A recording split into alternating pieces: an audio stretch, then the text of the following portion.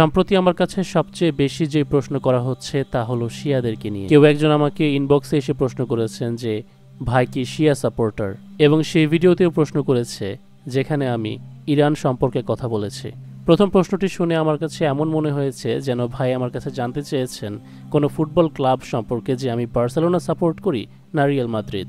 এরকম প্রশ্ন ডক্টর জাকির নায়েক স্যারকেও প্রতিনিয়তই করা হয়, যার উত্তরে তিনি সবসময় বলেন তিনি একজন মুসলিম ছাড়া আর কিছুই নন, এবং মুসলমান হিসেবে তিনি হকের উপর কথা বলেন, কোনো দলের জন্য নয়।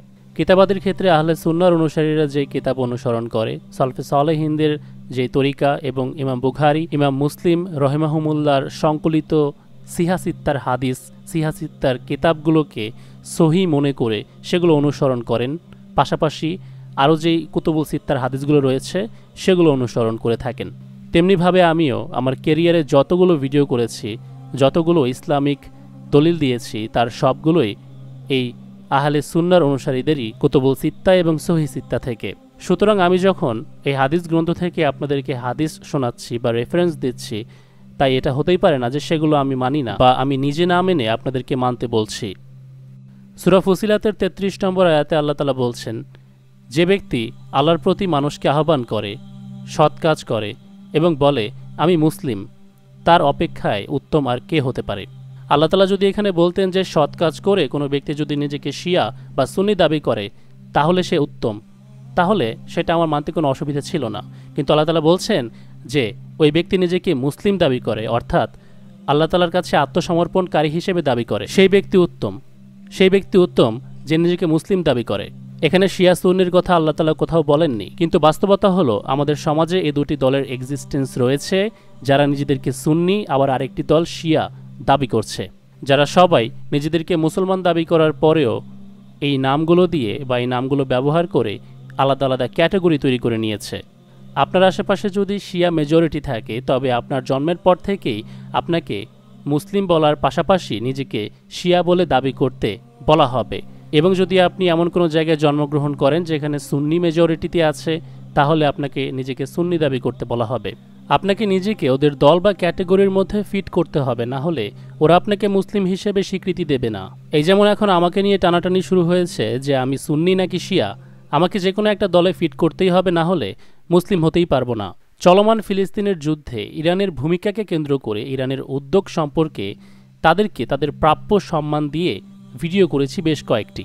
এছাড়াও ইসরায়েলের সর্বশেষ ইরানের হামলাকে কেন্দ্র করে বাংলাদেশের মানুষ বেশ আনন্দে মেতে উঠেছিল, যা একটি গোষ্ঠীর অর্থাৎ তথাকথিত সালাফি সমাজের অথবা বলতে পারেন সৌদি দ্বারা মদতপ্রাপ্ত একটি গোষ্ঠীর তা সহ্য হয়নি। বাঙালিরা যখন এরকম একটি পদক্ষেপ নেওয়ার জন্য ইরানের শুকরিয়া জ্ঞাপন করায় ব্যস্ত, তখন এই বাঙালি সালাফিরা তেলে বেগুনে জ্বলে উঠে তাদের চেলা চামুন্ডাদেরকে দিয়ে আরেকদিকে ইরান সম্পর্কে প্রপাগান্ডা করতে শুরু করে দেয়। শিয়াদের মধ্যেকার কিছু রাফিজি বা ভণ্ডদের ক্লিপ অথবা কোটেশন বক্তব্য তুলে ধরে গোটা শিয়া সম্প্রদায়ের ইমেজ তুলে ধরার চেষ্টা করে।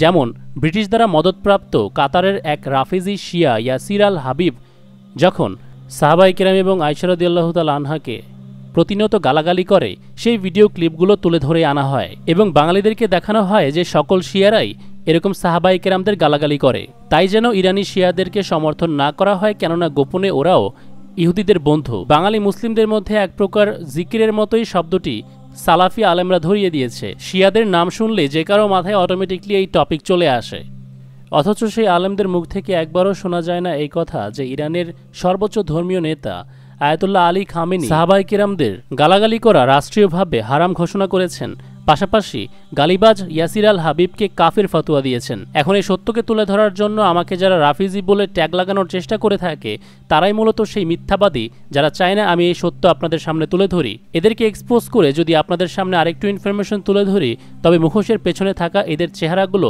আপনারা চিনতে পারবেন। গালাগালির প্রসঙ্গ আসলে সেটিকে সবসময় একতরফাভাবে আমাদের সামনে আনা হয়। আবু বকর, ওসমান, আয়েশা, তালহা, জুবায়ের এনাদের কথাই আমরা শুনতে পাই। মনে হয় যেন গালাগালি শুধুমাত্র একটি দল এনাদেরকেই দিয়ে বেড়ায়। আমিরে শাম এবং আহলে বায়তের মধ্যে যখন দ্বন্দ্ব চলছিল তখন গালাগালি মোটেও একতরফাভাবে হয়নি। যারা আলী রাদিয়াল্লাহু তাআলা আনহুর সাইডের বা সাপোর্টারদের মধ্যে ছিল তাদেরকে আজকে আমরা শিয়া এবং মুয়াবিয়া রাদিয়াল্লাহু তাআলা আনহুর পক্ষের দলটিকে আমরা সুন্নি দল হিসেবে চিনে থাকি, যারা বানু উমাইয়ার সাপোর্টে ভাগ হয়েছিল, যেখান থেকে সাহাবী এবং তাবেইনদের মধ্যে একটি স্প্লিট, একটি বিভক্তি তৈরি হয়েছিল। যারা আলী রাদিয়াল্লাহু আনহু এবং আহলে বাইতকে সর্বোচ্চ প্রাধান্য দিয়ে চলে, তারাই এখন বেশিরভাগ শিয়া বা তাদেরকে আমরা শিয়া হিসেবে চিনি। তাদের কোরআন এক হলেও হাদিসের কিতাব আলাদা। বাকি আর একটি দল যারা মনে করে আহলে বাইত ব্যতীত সাহাবায়ে কেরামদের মধ্যেও ইখতিয়ার রয়েছে আসমানি কিতাব প্রচার করার অথবা এই জ্ঞান রাখার, তারা বাকি সকল সাহাবাদের হাদিসকে প্রাধান্য দিয়ে সেই আলাদা সংকলন করা হাদিসের গ্রন্থ অনুসরণ করে এবং নিজেদেরকে আহলে সুন্নাহ দাবি করে। এবার যদি গালাগালি প্রসঙ্গে আসি, তাহলে আমরা দেখতে পাই আমাদের মানে আহলে সুন্নাহর হাদিসের একাধিক জায়গায় দেখতে পাই যে কারা প্রথমে কাদেরকে গালাগালি করেছিল এবং এই গালাগালি কোথা থেকে শুরু হয়েছিল। এটা তো আমাদের জন্য সৌভাগ্যের, আমাদের যারা সেই সময়কার ওস্তাদ তারা এই হাদিসগুলো গোপন করেননি। সাঈদ বিন মুসাইয়িব আল মুতাওয়াফা 715 AD একজন বিশিষ্ট তাবেঈ ছিলেন। মুয়াবিয়া রাদিয়াল্লাহু তাআলা আনহুর সময়কালে আমির বিন সাদ বিন আবি ওয়াক্কাস একটি হাদিস তার বাবার কাছ থেকে নকল করে বয়ান করছিলেন। রাসূলুল্লাহ সাল্লাল্লাহু আলাইহি ওয়াসাল্লাম যেখানে বলেছিলেন আলী রাদিয়াল্লাহু আনহুকে যে তোমার স্থান তো আমার কাছে সেরকম যেমন মুসা আলাইহিস সালামের কাছে হারুনের, তবে আমার পরে আর কোনো নবী নেই। মানে আলী রাদিয়াল্লাহু তাআলা আনহুর সম্পর্ক রাসূলুল্লাহ সাল্লাল্লাহু আলাইহি ওয়াসাল্লামের সাথে এমন যেমন হারুন আলাইহিস সালামের মুসা আলাইহিস সালামের সাথে ছিল। এত উঁচু লেভেলের টাইটেল, এত উঁচু লেভেলের মর্যাদা আলী রাদিয়াল্লাহু তাআলা আনহুকে দিয়েছিলেন। যুগ ছিল মুয়াবিয়া রাদিয়াল্লাহু তাআলা আনহুর, আর সেই সময় মিম্বারে বসে আলী রাদিয়াল্লাহু তাআলা আনহুর সম্পর্কে বাজে কথা, কটু কথা বলা হতো। যে লোকের বিরুদ্ধে এত কথা মিম্বার থেকে শোনা যাচ্ছিল তার ব্যাপারে এমন একটি হাদিস রয়েছে, সেটা তাবেঈ সাঈদ বিন ইবনে মুসাইয়িবের বিশ্বাস হচ্ছিল না। তাই তিনি এই হাদিসটি কনফার্ম করার জন্য যে এটি সঠিক কিনা, আসলে কি রাসূলুল্লাহ সাল্লাল্লাহু আলাইহি ওয়াসাল্লাম এমনটি বলেছিলেন কিনা, সেটি আমির বিন সাদ বিন আবি ওয়াক্কাসের বাবা মানে যিনি সাদ বিন আবি ওয়াক্কাস ছিলেন তার কাছে সরাসরি শোনার জন্য ছুটে যান। সাদ বিন আবি ওয়াক্কাসের কাছে গিয়ে পৌঁছানোর পর তিনি বলেন যে আপনার সন্তান তো এরকম হাদিস বর্ণনা করেছে, এটা কি সত্য? তিনি জবাবে বলেছিলেন হ্যাঁ, আমি রাসূলুল্লাহ সাল্লাল্লাহু আলাইহি ওয়াসাল্লামের কাছ থেকে এমনটাই শুনেছি। বিশিষ্ট সেই তাবী এই কথাগুলো হজম করতে পারছিলেন না, কারণ যার ব্যাপারে এত সমালোচনা চলছে, গালমন্দ হচ্ছে, তার ব্যাপারে এমন কথা রয়েছে। তো তিনি আবারও জিজ্ঞেস করলেন সাদ বিন আবি ওয়াক্কাসকে যে আপনি কি নিজে এই কথা শুনেছেন? তখন সাদ বিন আবি ওয়াক্কাস রাদিয়াল্লাহু তাআলা আনহু বললেন যে হ্যাঁ, আমি এটা শুনেছি, আর আমি যদি তা না শুনে থাকি তাহলে যেন আমার দুই কান বধির হয়ে যায়। যেই আলী রাদিয়াল্লাহু তাআলা আনহুর ব্যাপারে সকাল সন্ধ্যা লানত করা হচ্ছে, তার ব্যাপারে এমন একটি হাদিস তাবেই আসলে হতচকিত হয়ে গিয়েছিলেন শোনার পর, যার কারণে এখানে বারবার করে তিনি কনফার্ম হচ্ছিলেন, তিনি বারবার জিজ্ঞেস করছিলেন। ছেলের কাছ থেকে শোনার পর তিনি নিশ্চিত হওয়ার জন্য যিনি হাদিসটি বর্ণনা করেছেন তার বাবা তার কাছে ছুটে যান। বিষয়টি বিশ্বাস না করতে পারে সহজে, বারবার জিজ্ঞেস করার কারণে সাদ বিন আবি ওয়াক্কাস নিজের দুই আঙুল দুই কানে রেখে তিনি রাগান্বিত হয়ে যান এবং বলেন যে আমি যদি এমনটা না শুনে থাকি তাহলে আমি যেন বধির হয়ে যাই। এখন হয়তো প্রশ্ন করতে পারেন আমি যে ব্যাখ্যা করলাম এটা কি আদৌ সঠিক? আসলে কি আলী রাদিয়াল্লাহু তাআলা আনহুর উপর আহলে উমাইয়া গালাগালি, বকা, লানত এগুলো দিত? সহিহ মুসলিমের হাদিস, সহিহ হাদিস, ইমাম মুসলিম এই হাদিসটি নিয়ে এসেছেন হাদিস নম্বর 6229, এবং এখানে আমি যে হাদিসগুলো পেশ করছি তা আহলে সুন্নাহর অনুসারীদের এবং আমিও যেটা অনুসরণ করি সেই হাদিস। সাহাল বিন সাদ আল সাদি, ওয়ান অফ দি প্রমিনেন্ট সাহাবা রাদিয়াল্লাহু তাআলা আনহু, তো তিনাকে মদিনার গভর্নমেন্টের পক্ষ থেকে তলব করা হয়। মারওয়ান বিন আল হাকিমের বংশধর থেকে কেউ একজন তাকে তলব করে এবং তাকে বলা হয় তুমি আবু তুরাবকে কেন লানত করছো না আল্লাহ তাআলার পক্ষ থেকে? এখানে সরাসরি যেই শব্দটি এসেছে, ইমাম মুসলিম যেই শব্দটি এনেছেন তা ছিল লানাল্লাহু আবু তুরাব, আবু তুরাবের ওপর লানত, নাউজুবিল্লাহ। সাহাল তখন বললেন যে তুমি এই নামটি এমনভাবে ব্যঙ্গ করে বলছো, অথচ আলী রাদিয়াল্লাহু তাআলা আনহুর কাছে এর চেয়ে প্রিয় আর কোনো নামই নেই, কারণ এই নামটি রাসূলুল্লাহ সাল্লাল্লাহু আলাইহি ওয়াসাল্লাম আলী রাদিয়াল্লাহু আনহুকে স্বয়ং দিয়েছিলেন। তো সেই গভর্নমেন্ট জানতো না, সে জিজ্ঞেস করলো যে বলো এর পেছনের ঘটনা কি? কারণ তারা সবাই তখন এই নাম ব্যবহার করত আলী রাদিয়াল্লাহু আনহুকে ছোট করার জন্য, ব্যঙ্গ করার জন্য। তখন সাহাল বিন সাদ ঘটনা বললেন যে একদিন রাসূলুল্লাহ সাল্লাল্লাহু আলাইহি ওয়াসাল্লাম ফাতিমা রাদিয়াল্লাহু তাআলা আনহার ঘরে গেলেন এবং সেখানে আলী রাদিয়াল্লাহু তাআলা আনহুকে দেখতে পেলেন না। অ্যাকচুয়ালি ফাতিমা রাদিয়াল্লাহু তাআলা আনহার সাথে আলী রাদিয়াল্লাহু আনহুর মনোমালিন্য হয়েছিল, যার কারণে তিনি ঘর থেকে বেরিয়ে গিয়েছিলেন। তখন রাসূলুল্লাহ সাল্লাল্লাহু আলাইহি ওয়াসাল্লাম এক ব্যক্তিকে নিয়োগ করলেন যে সে কোথায় আছে তাকে খোঁজো। সেই ব্যক্তি ফিরে এসে খবর দিল যে তিনি মসজিদে নববীতে শুয়ে আছেন। তখন রাসূলুল্লাহ সাল্লাল্লাহু আলাইহি ওয়াসাল্লাম নিজে আলী রাদিয়াল্লাহু তাআলা আনহুর কাছে গেলেন এবং তিনি লক্ষ্য করলেন আলী রাদিয়াল্লাহু আনহু মাটিতে ধুলোর মধ্যে শুয়ে আছেন। তিনি আলী রাদিয়াল্লাহু আনহুকে মাটি থেকে তোলার সময় গায়ের ময়লা ঝাড়তে ঝাড়তে বললেন, ওঠো আবু তুরাব, অর্থাৎ ধুলো ময়লা মাখা মানুষ, ওঠো। রাসূলুল্লাহ সাল্লাল্লাহু আলাইহি ওয়াসাল্লাম নিজে আদর করে গা ঝেড়ে ওনাকে তুলেছিলেন। আমরা যেমন মানুষকে পেট নেম বা কিউট নেম দিই, আমাদের কাছে ভালো লাগে এরকম কোনো একটা টাইটেলে ডাকি, তেমনটা তখনও হতো। এটা এতটাই ওনার কাছে ভালো লেগেছিল যে উনি নিজেকে আবু তুরাব বলতে সবচেয়ে বেশি পছন্দ করতেন। আবু তুরাব অর্থাৎ ধুলো ময়লা মাখা ব্যক্তি বা এরকম কিছু। ঠিক যেমন আবু হুরায়রা রাদিয়াল্লাহু আনহুকে কিউট নেম, পেট নেম দেওয়া হয়েছিল যে বিড়ালের বাপ, সেখান থেকে কিন্তু আমরা ওনাকে আবু হুরায়রার নামে চিনি, যখন ওনার আসল নাম হলো আব্দুর রহমান। তো রাসূলুল্লাহ সাল্লাল্লাহু আলাইহি ওয়াসাল্লামের দেয়া নাম সাহাবাদের কাছে এই পরিমাণে প্রিয় ছিল। অথচ বানু উমাইয়া এই ধুলো ময়লা মাখার বিষয়টি বা এই আবু তুরাব নামটিকে ব্যঙ্গ করে ছোট করার জন্য আলী রাদিয়াল্লাহু তাআলা আনহুকে ডাকতেন। অথচ দেখুন আলী রাদিয়াল্লাহু তাআলা আনহুর কাছে কিন্তু এটি সম্মানিত নাম। তো যখন বলা হয়েছিল যে লানত করো আবু তুরাবের ওপর, তখন তিনি বললেন যে তুমি কি জানো যে নাম নিয়ে তোমরা মজা করছো বা ব্যঙ্গ করছো, তার আসল মিনিং বা তার পেছনের কাহিনী, এই নাম কোথা থেকে তিনি পেয়েছিলেন? মাটিওয়ালা অর্থাৎ আবু তুরাব যেই নামটি নিয়ে তোমরা ব্যঙ্গ করছো, সেই নামের কত মর্যাদা রয়েছে। এবং এখান থেকে আমি আপনাদেরকে বলতে পারি যে আলী রাদিয়াল্লাহু তাআলা আনহুর শান মর্যাদার উপর আঘাত আনার জন্য, ক্ষুণ্ণ করার জন্য তখনও যেরকম চেষ্টা করা হয়েছিল, এখনও সেই সিলসিলা চলমান রয়েছে এবং যা করছে আহলে সুন্নাতের অনুসারীরাই। না হলে আলী রাদিয়াল্লাহু আনহুর এত বড় টাইটেল মাওলা কোথায় গেল? আমাদের আহলে সুন্নাতের মধ্যে কাউকেই মাওলা বলতে দেখা যায় না, বরং মাওলা আলীকে মাওলা বললে কিছু মানুষ সেটিকে ব্যঙ্গ করে এবং ভুল ব্যাখ্যা করে। যেই ব্যক্তি বলে এই কথা উচ্চারণ করে তার আকীদা নিয়ে টানাটানি করা হয়। अली के बारे में अल्लाह के नबी ने फरमाया मन कुन्तु मौला हो फ़अलियुन मौला हो, जिसका मैं मौला हूँ अली उसका मौला है। और यहाँ मौला से मुराद दोस्त नहीं है, ये हम दोस्त का तर्जुमा करते हैं आका, सरदार। जिसका मैं सरदार हूँ अली उसके सरदार हैं। इसके पीछे एक काफ़ी पस मंज़र में बहुत सी चीज़ें हैं, उनकी सफाई करने के लिए मेरे नबी ने गदीर खुम पर यह हदीस बयान फरमाई खुतबे में कि जिसका मैं मौला हूँ उसका अली मौला है। গাদিরে খুমে দাঁড়িয়ে আলী রাদিয়াল্লাহু তাআলা আনহুকে সঙ্গে নিয়ে রাসূলুল্লাহ সাল্লাল্লাহু আলাইহি ওয়াসাল্লাম যে বক্তব্য দিয়েছিলেন, মান কুনতুম মাওলাহু ফাআলিউন মাওলাহু, অর্থাৎ আমি যার মওলা আলীও তার মওলা। এত বড় একটি শান বয়ান করে যাওয়ার পরও বনু উমাইয়ার বাচ্চারা যারা নিজেকে সুন্নি দাবি করে, তাদের ভেতর হেজিটেশন কাজ করে এই সত্য কথাটি যুব সমাজের কাছে তুলে ধরতে। যেহেতু আহলুত তাশাইয়্যু অভিশপ্ত শিয়া সম্প্রদায়, আহলুত তাশাইয়্যু শিয়া সম্প্রদায় এই শব্দটা বেশি হযরত আলীর ক্ষেত্রে ব্যবহার করে, অতএব তারা যেন উস্কানি না পায় এজন্য হযরত আলীর শানে এই শব্দটা আমরা ব্যবহার করব না, আমরা ব্যবহার করব না, আমরা ব্যবহার করব না। হ্যাঁ, ইহুদিরাও তো সালাম দেয়, একে অপরকে দেখলে সালাম ব্যবহার করে, তার মানে আমরাও ব্যবহার করব না, এটাই তো লজিক। এই হচ্ছে আমাদের বেরেলভি হানাফিদের অবস্থা। অপরদিকে তারেক জামিল সাহেবে তো হানাফি মাযহাবেরই অনুসারী। অ্যাকচুয়ালি জ্ঞানী এবং জ্ঞান পাপীর মধ্যে পার্থক্য এখানেই। প্রথমে তো বানু উমাইয়ার লোকেরা আবু তুরাব নামটিকে তামাশা বানিয়েছিল, এর শান মর্যাদাকে ক্ষুণ্ণ করেছিল।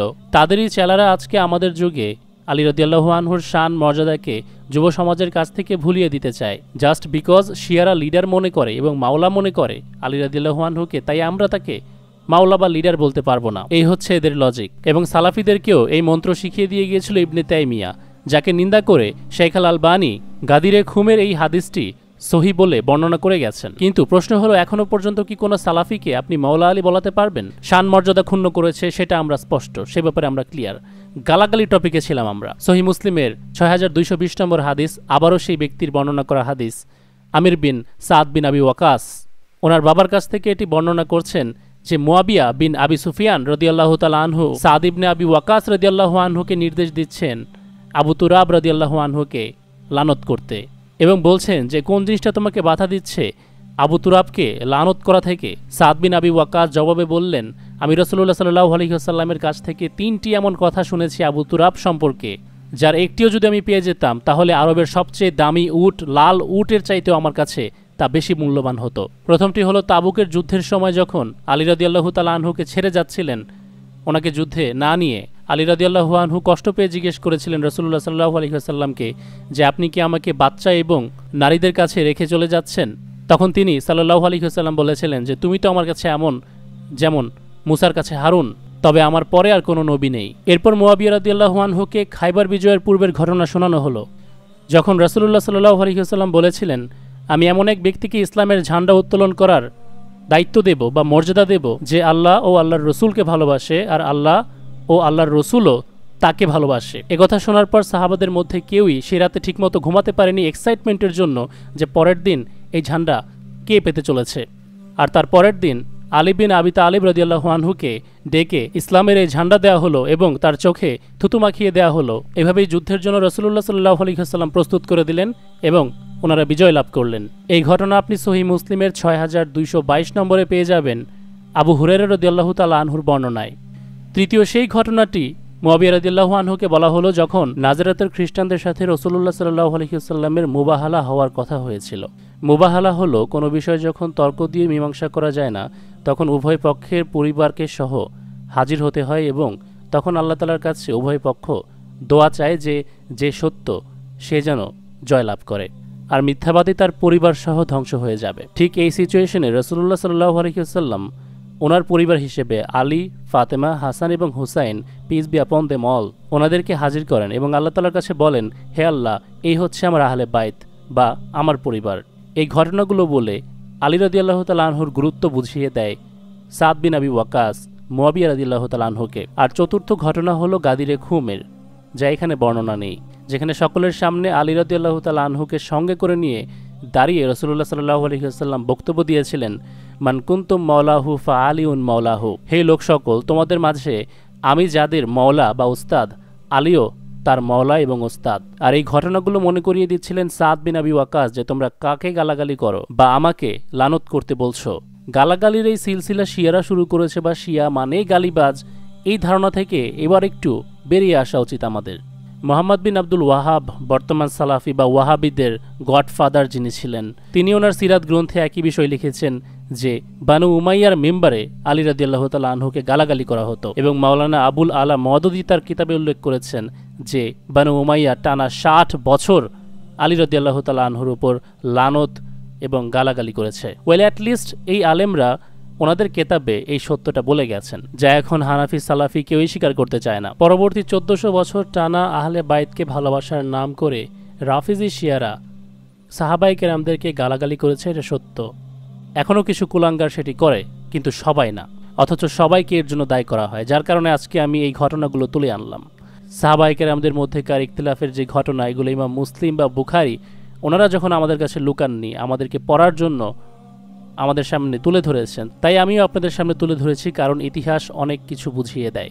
নাজুল বালাগা নামক শিয়াদের একটি কেতাব রয়েছে যেখানে আলী রাদিয়াল্লাহু তাআলা আনহুর খুতবা লিপিবদ্ধ আছে। কেতাবের ২০৪ নম্বর পৃষ্ঠায় আলী রাদিয়াল্লাহু তাআলা আনহুর একটি বক্তব্য দেখতে পাওয়া যায়। যুদ্ধের মতো সিরিয়াস একটি মোমেন্টে যখন তলোয়ার হাতে উঠে গেছে, আহলে বাইতের সাপোর্টার বা শিয়ানে আলী এবং আহলে শামের মধ্যে আলী রাদিয়াল্লাহু আনহু লক্ষ্য করলেন ওনার সাথীরা আহলে শামের লোকেদেরকে গালাগালি করছে। তখন তিনি নিজের সাথীদেরকে আদেশ করলেন যে তোমরা ওদেরকে মন্দ কথা বলো না, তাহলে যেই শিয়ারা আহলে বাইতকে ভালোবাসি বলে সাহাবায়ে কেরামকে গালাগালি করবে, তারা আলী রাদিয়াল্লাহু তাআলা আনহুর এই নির্দেশের বিরুদ্ধে গেল। যুদ্ধের ময়দানের মতো একটা জায়গায় যখন গালাগালি করা নিষেধ করেছেন, তখন আমভাবে তো তা কল্পনাও করা যায় না। আজকে এটাই বোঝানোর চেষ্টা করেছি যে এই গালাগালি গোস্তাখির পেছনে শিয়ারাই দায়ী নয়, নিজেদেরকে সুন্নি যারা দাবি করে তাদের ওস্তাদেরাও দায়ী ছিল।